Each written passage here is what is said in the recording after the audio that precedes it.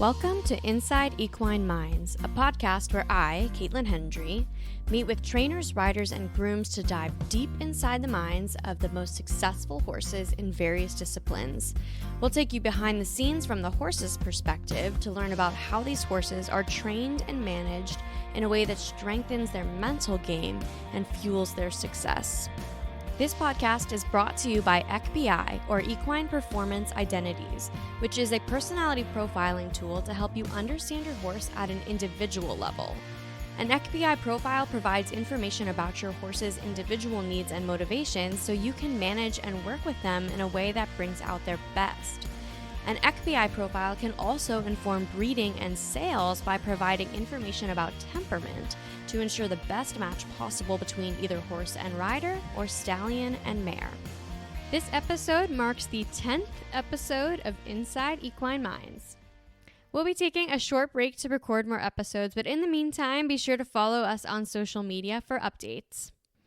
On this 10th episode, I am thrilled to have none other than Laura Kraut, the 5-time U.S. Olympic show jumper, including a team gold medal in 2008 and a team silver in both the 2020 and the 2024 Olympics. The two team silvers were with the 2010 Hanoverian gelding Baloutinue, who's owned by Barb Rue of St. Bride's Farm. Balou, as he's known, will be the topic of conversation today with Laura. But as we usually do before we speak with Laura, let's do an overview of Balou's EQBI personality profile. To get the profile, Laura took the online EQBI assessment, which takes about 10 minutes. It can be found on the EQBI website, www.equineperformanceidentities.com.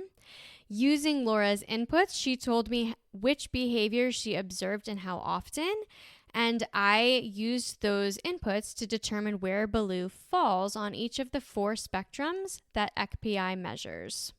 These 4 spectrums of behavior are the independent spectrum, which is the horse's preference to control or comply, the extroversion spectrum, which is the horse's preference to interact or isolate, the stability spectrum, which is the horse's preference for predictability or variety, and then the structure spectrum, which is the horse's preference for clarity and flexibility. In addition to looking at where Balou falls on each of these individual spectrums, I also look at how these spectrums relate to each other. This is what really gives the nuances and individualized big picture personality profile for Balou. For the independent spectrum, Balou is very high, which means that he will be very self-confident. High independence horses also prefer autonomy. They're also more motivated by what's in it for them. And so because of this, they do like to be mentally challenged. And if they're doing the same thing over and over again and it's no longer fun, there's nothing in it for them anymore. And so they always kind of need that mental challenge. Then they're also more comfortable with conflict. And so if they're not being mentally challenged and those needs are not being met, you are more likely to hear from them about it. For the extroversion spectrum, Balou is slightly high. So high extroversion horses are more curious, they're also more social, and they also tend to process things more externally. So they tend to be more animated and expressive, and it's easier to read what they're going through in the moment.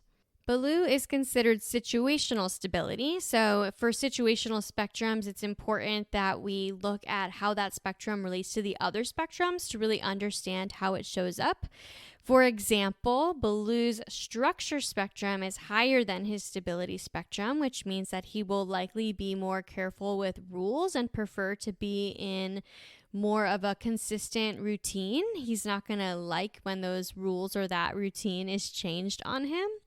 His independence is also higher than his stability spectrum, and so he will be more proactive in his thinking.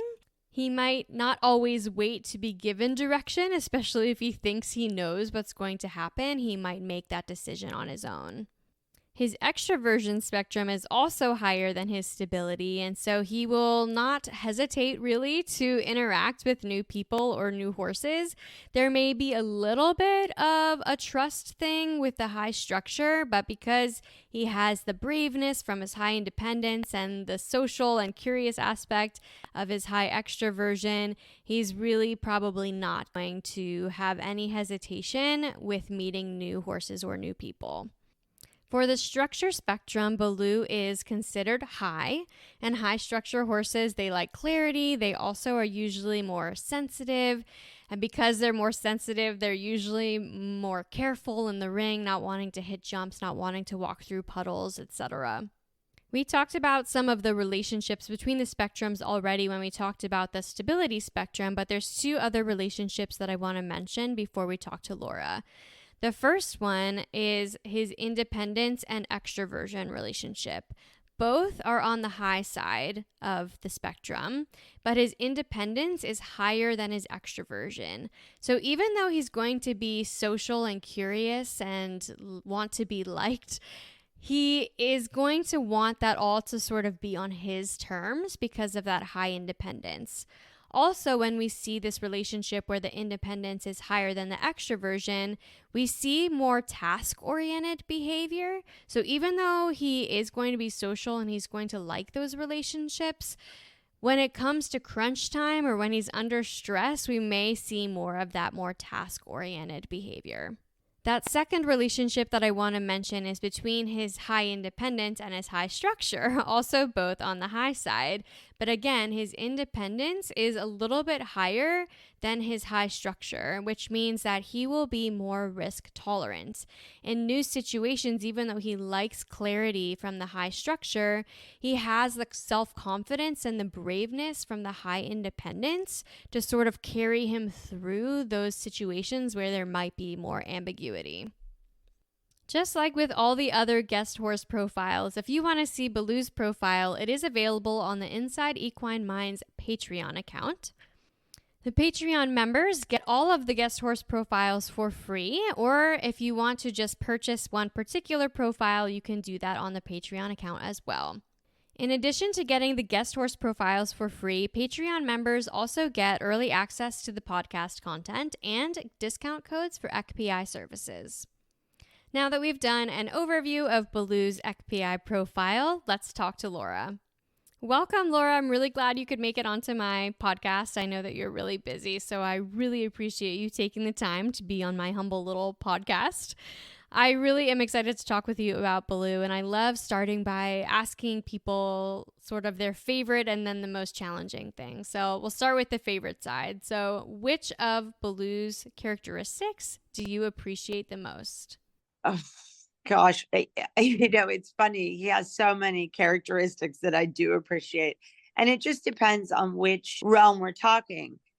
On a personal level, as a day-to-day thing, I absolutely love how friendly he is and how much he loves us and how he, just working with him on the ground is such a pleasure. I look forward to seeing his face every day, and he looks like he's looking forward to seeing mine, or really, and my sister. I mean, he has his people, but I think for me, I love that part of him. The competitive side, so for when I'm competing with him, I just think his confidence is what I really like about him. I think in his mind, there's nothing he can't do. And okay, there's a lot of horses that are confident but not talented. He has the whole package, but I think, if talent is a given, his confidence is just it makes my job easy. His strongest spectrum in his profile is that high independence, and high independence horses are very self-confident.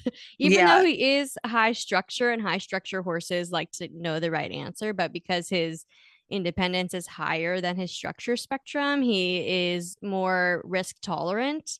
Despite maybe wanting to know the right answer and liking clarity, but he still can kind of handle those situations and has the confidence to carry him through what he doesn't know. Yeah, that is very accurate about him.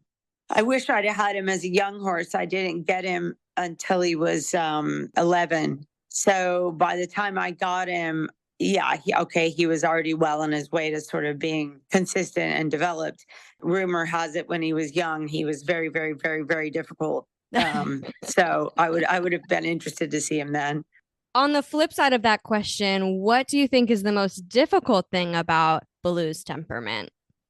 That's good. That's also a very good question. I think what would be difficult? I mean, he is strong willed, which I would say in the beginning, it took me a little bit to figure out how to work with that because I certainly wasn't going to out strengthen him or make him go around, in a way that he didn't want to.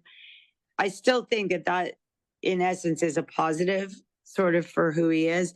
Maybe I could say his stoicism in that, he's had a few injuries along the way that because he is who he is, he sort of was powering through and it was hard for us to detect that there was an issue because he's just so strong and stoic about things. So maybe I could say that. And I'm curious, you mentioned you've only been with him for a few years now. So I've had him 3 years. So we got him in April of 2021, and then I went to Tokyo in July of 2021, and now here we are, Mhm. 2024. So when you got him from the prior rider, were you able to speak with them at all around what sort of tips work best when riding him or managing him around the farm? And what have you learned since you've had him? Well, lucky for me, we bought him from Katie and Henri Prudent, and Adam, their son, was the rider. But I had worked with Katie Prudent for decades. So it was wonderful because basically they gave me the entire book of what they knew about him and basically stuck with me all the way through Tokyo to the point where actually I would send her videos of the course walk and she would sort of train me from the United States on what she thought was the best options and things like that because 2.5 months wasn't a lot of time to get to know a horse to then take it to the Olympics. But yeah, I mean, I think it was critical that I had a lot of their input in the beginning. And now I feel like, through the years he's become a different horse, just, through age and then also through, different riding, different program. Though I still will consult with them on occasion, I do feel like he's sort of my own horse now. So I think that he's definitely evolved from who he was. Mm-hmm. So what did they tell you about him? What sort of tips did they give you? A lot of it was more on the training end and the preparation end, preparing him before the competition. He was very, very high strung then. And Adam was a completely different rider to me. And he had ridden him in I want to say, a version of a snaffle, which he was quite strong. So Katie's idea was to try him in a happy mouth Pelham, which was good. He was still very strong. I mean, I will say in the beginning, in the first sort of 6 months of me riding him, I developed probably more muscles in my back than I think I've ever had. But also we never wanted to overbit him, Mhm. because he wasn't that kind of horse. He had so much blood. I think if you put too much bit on him, he would be offended. Yeah, Would be frustrated. the perfect word. Yeah. So, she helped me with that in the beginning. What has always been and will always remain is that he wants to be mentally stimulated all of the time. So, Mm. the thing she said is, you'll never, ever work this horse down. It's just a matter of, getting him out multiple times, giving him, 20 or 30-minute flat work sessions, normally pretty basic. His flat work's gotten pretty good now, but I would never be a candidate for our dressage team. At that time, they would give him a loose lunge. He was a very good lunging horse. He lunges. He's so smart. He never lunged like a crazy horse, but he do a couple bucks, do a few things, and then You'd never have to lunge him more than 10, 15 minutes. He'd tell you when he was finished. So, they help me with all of that because those are the critical things. It's the preparation of the horse prior to going into, say, an event like the Olympics. That's is key. Then when you're in the ring, it's up to you to get the job done. But they were very useful with all of that information. And since then, I would say, I mean, we don't lunge him at all anymore. He hasn't lunged in probably a year and a half. Not that I'm anti-lunging, but I do think it's, if you don't have to, it's obviously one less thing that they can damage. But I do, get him out. If I compete late in the day, then I'll probably have him out at least twice. Just, walk, trot, canter, busy work, I call it. And then he goes out eating grass and walking, and he likes to roll on the end of the line. If you're in FEI, there's no paddocks or anything, so you have to go take him where you can find a place to roll. And he's got quite the personality. So yeah, I'm hearing a lot of that high independence again, and the high extroversion's coming in too, because you said he needs to always be mentally stimulated, and with high independence horses, they like to be mentally challenged. When they do the same thing over and over, it gets boring for them and they kind of lose interest because there's nothing in it for them anymore. It's not fun anymore. And then the high extroversion, that's where a lot of the more playful behavior comes in. And so if they don't have an opportunity to be playful or their mind's not stimulated, then they sort of seek out things. Does he try to pull his halter off the wall or his blankets or anything like that? What's funny? He's not so much. I have a lot of them that do. But he's really funny. He had a pretty bad injury. He actually broke a bone in his foot. We don't know. We think he was rolling and he hit a fence board or a rock or whatever. But anyways, so he had to be in his stall for many months, like months and months. It was awful. And my sister basically became his person. And she used to have activities for him throughout the day. And one of them was she would cut up apples and carrots and put them in his water. So he would bob for apples and carrots. That would consume him for a while. Yep. And then she got in this ball that you put pellets in, and they have to roll it around to get the pellets out and all that. He would do that twice a day, and he loved to do that. He enjoyed that. And then, she would stand him on the footboard. Hopefully it was in order to promote the healing. And that is for like 30 minutes. And she'd have to sit there with him to make sure he'd stand on it. And so they had little games they played. And so he's not an annoying, busy horse. Yeah. But he likes to be busy. So she still to this day does the thing. She called it soup. So she still likes to make him soup so that he has things to do in his stall. Yeah. And you can freeze it if it's hot out, and they can do it for that. I used to take milk jugs, like 1-gallon milk jugs or apple juice or something, and cut little X's into the plastic and then stick carrots in it and then hang it in the stall. Oh, yeah, that's a good idea. Yeah. There's a Facebook group about enrichment, all these different enrichment ideas. And I just always pull stuff from there. Oh, that's cool. Yeah. Yeah, you can check it out. Managing around the show, we talked about a bit, managing him at the barn. Any other tips related to just kind of managing him to keep him happy? The main thing I feel like for the riding end of it to keep him happy is that we hack him out. He loves to go out riding on the roads, in the woods. He doesn't really care anywhere but the ring. And he's really funny because when you get on, he will turn the direction he wants to go, which is normally not in the direction of the ring.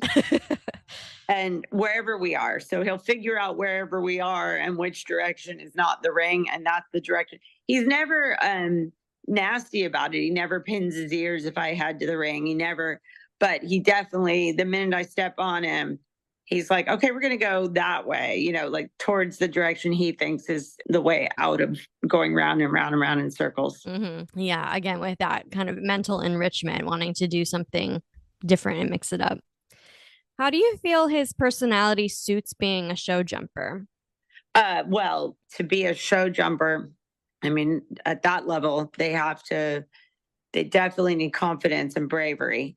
And then he's just innately talented. He's like that kid who has a lot of talent. And as long as it's developed and put in the right direction, I mean, I say he's like the Michael Jordan of horses. He's got all the ability. So it's just channeling him and getting him so that he will willingly take instruction from me. Yeah, I mean, he's a careful jumper. He understands the sport completely. Mhm. He knows he's not supposed to knock poles down. He gets it. Yeah. You mentioned when you got him from the Prudence, you feel like he's kind of changed since you've had him in your program and you're a completely different rider. So that brings me to my next question around nature versus nurture. Which do you feel like plays a larger part in personality? I definitely feel nurture. Definitely. I mean, I obviously believe that they're all born with sort of their basic instincts and whatever those instincts are. You have horses that are very spooky, or you have horses that are maybe not friendly or nasty towards other horses or nasty towards humans. Or at the end of the day, that's probably always going to be their go-to instinct. But I think if handled properly, you can definitely work with that and get them to become more cooperative and more willing. If handled improperly, they can become dangerous or not worth having in your stable. Yeah, I think it really comes down to communication style. And if you don't listen and you don't realize why they're frustrated or why they're, having Afraid. this reaction. Yeah, like they're Yeah. having this reaction because they don't know. And there's some anxiety or fear, and the way that they communicate that is just different. Yeah. Um, how have you seen that with Baloo? Well, I think that when we got Blue, he was already the friendliest. Like, I feel like that was always in him. I mean, I don't think you can make a horse become as loving as he is Hmm. without them starting with a little of that. Right. I think for me, if you want to be honest, I think it's time. He's now 14, so he's settling down a bit. He's getting, he's accepting of what he's doing, and he's happy about it. I think he does enjoy his life. He's one of the happiest horses you'll ever see. As far as us doing anything really different, I mean, he came from a good program, so it wasn't that I had to rescue him from a Right. bad situation. He Right. came from a good program. So I just think with age, and of course he knows his people. We are around him day in, day out, and they do know their people. He likes all of us, and so he's just in a very trusting situation. He knows the job now, so that meets his high structure needs. You do a lot of different things with him to meet his high independence needs and needing different variety. How do you feel like his people impact how he shows up? Like you keep saying he knows his people. How do you feel like that influences his happiness? Margot and Alex, his the two people who look after him at the shows and at home, both are very quiet. Both are very great horse people. And then my sister. I don't think I've seen him when he hasn't had a good experience with this person. So I don't know that I could answer that. And he's easy to take care of. He's so easygoing in the stable. I don't think I would know him when he didn't show up to work with a happy face. Yeah, he just loves his job. That's awesome. I mean, that's the goal. I can definitely sense sometimes he understands the gravity of the situation. In Paris, for sure, those horses know when it's more important. They can pick up just on the stress in the stables. They know the difference between a day when I'm going to ride him around a 1 meter 45 class as a warm up versus when he's going in for the team competition for the United States. That there's no question he can feel the difference in that. And I can see a little bit of a difference in his eyes before I get on him. But he's almost, it's like he's more business, he's less like friendly. He's like, all right, get on. We got to get this done. But I would have never had him arrive at the ring not in the space he should be. I would imagine for some horses that kind of level of atmosphere could either make them nervous or maybe not nerves, but maybe excited. Some horses, maybe who are lower extroversion, might kind of withdraw a bit and get quieter. How does it impact Baloo? He just gets more down to business. He's like ready to go. Yeah, he's just down to business. The warm up, he's like, yeah, enough is enough. You know, he's not a big warming up horse. And he walks down to the gate. He stands in the gate.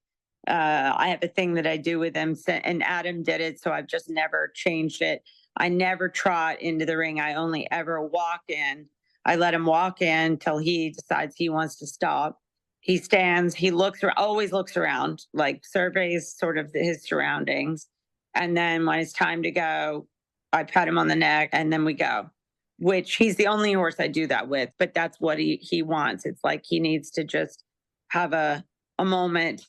I always tell him those are all of his fans. And so they're there to watch him. Yeah, he's just gets down to business. I mean, I can imagine he likes attention on one hand because he does have high extroversion and being in the spotlight, that high independence, like having it all on you. But then his high independence is higher than his extroversion, even though his extroversion's on the high side. And for that relationship, it's more task oriented Yeah. versus relationship oriented. When a horse is in a stressful environment, you're more likely to see those natural instincts versus what's been nurtured because it's easier to default to what takes less energy. And so I can see how in a high stress environment, we'd see more of that task oriented. Yeah, that's exactly. Even when he comes out of the ring, he loves his treats. Any and all treats, bananas, everything. And it takes him a few minutes to sort of decompress before he even really wants one. He's like, okay, I need a minute. Within 5 minutes, he's back to personable Baloo. Yeah. Not business Baloo. I'm very fortunate to get the opportunity to ride and be around a horse like him. I mean, I've had many, many, many great horses, but I would say Baloo and Cedric are my two that I would say stand out, and not just even for the Olympic side of it, although that is important. And Cedric was completely different from Baloo, so he was he had so many things. I'll have to do one for him too.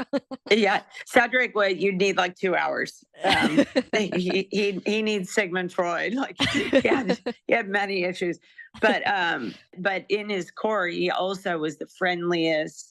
Not dissimilar to Blue in that level. So that part of him, that's why I still have him. He's 26. I'm just so lucky to get to have a horse like this because I think many, many riders at every level will never get the opportunity that I have to have a horse like this. So yeah, I'm grateful for it every day. And like you said, I mean, this personality profile can be what I've experienced and what you've heard about Baloo can be challenging in the beginning. So I can imagine that many of them either don't get put in the right program or don't end up with the right people, or it's just too much energy. So they're just turned out or whatever the situation might be. And I think this is a really good example to show if you're persistent and you're understanding and you create an environment that meets the needs of the personality profile, that you can have something really exceptional. Yeah, no, it's true. We talk about it all the time. The number of horses that don't make it that probably could or should because they're just not in the right situation. No fault of either one of them. Oftentimes it's the person who has it, they just don't have the education or the tolerance or the whatever to be able to handle it. But yeah, it's interesting to think about. Yeah, and hopefully XBI can ultimately help with this sort of thing because you can understand what those needs actually are or what sort of program would suit that horse's personality, or they'll just send them to you to train because you've clearly done a great job. It's a very interesting thing. And I think the owner of Baloo, Barb Rue, she is very, very interested in breeding. She's bred quite a few one of her main objectives is to make sure that in the early stages of their life, so birth to say 4 years old, they get every opportunity to be looked after correctly and whatever. And I think she will be very interested in this. And I think she'll want to apply it to some of the 2-year-olds, 3-year-olds. Oh my gosh, it would be amazing to partner with Barb and different breeders. I think it has a really cool application as far as matching stallion and mare temperaments. I know people are always or more frequently asking about temperament now during breeding matches or to make breeding matches.